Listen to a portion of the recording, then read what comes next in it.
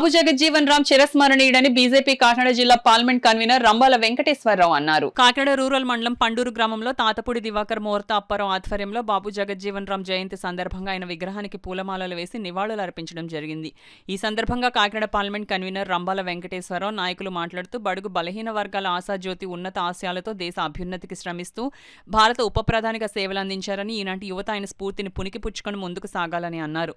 ఈ కార్యక్రమానికి గ్రామ ఉప సర్పంచ్ వలవల వెంకటేశ్వరరావు మరియు ఎంపీపీ శ్రీ నందిపాటి అనంతలక్ష్మి త్రిమూర్తులు మరియు ఎంపీటీసీ 2 నందిపాటి వెంకటశ్రీను, అలాగే భారతీయ జనతా పార్టీ కాకినాడ రూరల్ మండలం అధ్యక్షులు Nanduri Satyababu, Kakinada parliament convener Rambala Venkateswararao, Kakinada rural convener Pitani Leelavathi, Kisan Morcha రాష్ట్ర కార్యదర్శి బొలిశెట్టి వెంకటరామకృష్ణ, యువ మోర్చా జనరల్ ఇన్ఛార్జ్ అనపర్తి వెంకటేష్, కిసాన్ మోర్చా నాయకులు సిద్ధ భద్దర్రావు, కందిల్లి వెంకటరమణ, పాలిక శివ, కందికట్ల శివశంకర్, పల్లా మెత్తారావు, నక్క వెంకటరాజు, వలవల సూరన్న, జనసేన గ్రామ కమిటీ అధ్యక్షులు గరగా శ్రీనివాస్, అలాగే కూటమి నాయకులు, కార్యకర్తలు మరియు గ్రామ ప్రజలు అధిక సంఖ్యలో పాల్గొని కార్యక్రమాన్ని విజయవంతం చేయడం జరిగింది.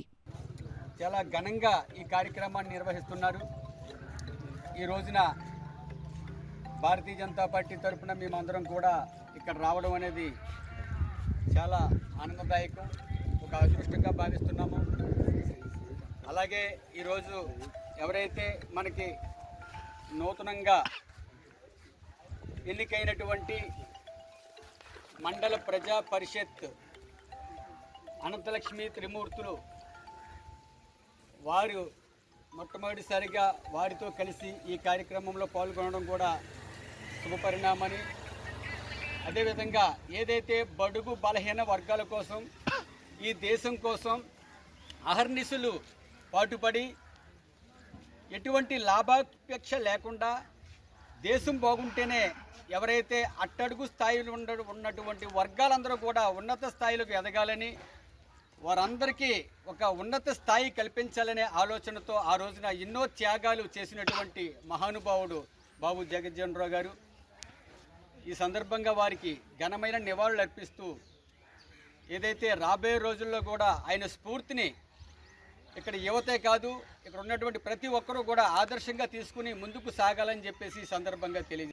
ఆయన్ని ఎంతోమంది ఆదర్శంగా తీసుకుని, ఎందుకంటే అనేక పార్టీ వ్యక్తులు ఎవరైతే ఉన్నారో వాళ్ళందరూ కూడా ఇతర పార్టీ వ్యక్తులు కూడా ఆయన గౌరవించడం జరిగింది. అందరి వ్యక్తులతో సమన్వయంతో ఉండడం అంటే ఇప్పుడు నేటి రాజకీయ ఎవరైతే ఉన్నారో వాళ్ళందరూ కూడా ఒకసారి ఆలోచించాలి. ఏంటంటే పక్క వ్యక్తులతో ఇంకో అన్ని పార్టీ వాళ్ళతో కూడా సమన్వయం కలుపుకుని అందరితో కలిసిమెలిసి ఉండే వ్యక్తిగా ఆయనకి ఈ దేశ రాజకీయ చరిత్రలో మహోన్నతమైన వ్యక్తిగా గుర్తింపు ఉంది. ప్రతి ఏరియాలో కూడా ఏదైతే జగజ్జీవన్ రావు గారు యొక్క జయంతి సందర్భంగా ఈరోజు జరుగుతున్న కార్యక్రమాలు ఏదైతే ఉన్నాయో ఇది మన అందరికీ కూడా దళిత వాడల్లోనే కాదు దేశవ్యాప్తంగా అన్ని దిక్కులా జరుగుతున్నాయి. ఈ కార్యక్రమాన్ని దేశవ్యాప్తంగా నరేంద్ర మోడీ గారు వచ్చిన తర్వాత విస్తృతంగా చేయమని చెప్పారు. అలాగే రాబోయే రోజుల్లో పూలే జయంతి, అంబేద్కర్ జయంతి కూడా ఇదే వారంలో 11వ తారీఖుని 14వ తారీఖుని ఉండడం జరిగింది. అవి కూడా దేశవ్యాప్తంగా జరుపుతాం. అలాగే ఏదైతే అంబేద్కర్ గారు కూడా చిన్నచూపు చూశారో దాన్ని కాకుండా మేము దేశవ్యాప్తంగా అంబేద్కర్ గారి గురించి కాంగ్రెస్ పార్టీ ఏ విధంగా విస్మరించిందో ఆ విధంగా విస్మరించకుండా ఏదైతే దేశ నాయకుడిగా పనిచేసిన జగజ్జీవన్ రామ్ గారి గురించి కానీ, పూలే గారి గురించి కానీ, అంబేద్కర్ గారి గురించి కానీ, దళితులు వెనుకబడిన తరగతుల వారు అందరికీ గురించి ఈ దేశంలో భారతీయ జనతా పార్టీ కాదు ఇప్పుడున్న కూటమి ప్రభుత్వం జనసేన కానీ టీడీపీ ప్రభుత్వం కానీ అందరూ కూడా కలిసి పనిచేసి దేశవ్యాప్తంగా రాష్ట్ర వ్యాప్తంగా కూడా మేమందరం కూడా ప్రజలందరికీ కూడా అనేక మంచి మంచి కార్యక్రమాలు చేస్తామని హృదయపూర్వక కృతజ్ఞతలు తెలియజేస్తున్నాం. మమ్మల్ని గుర్తించి మీ పని మానుకుని ఇక్కడ వరకు వచ్చినందుకు అందరికీ కృతజ్ఞతలు తెలియజేస్తున్నాం.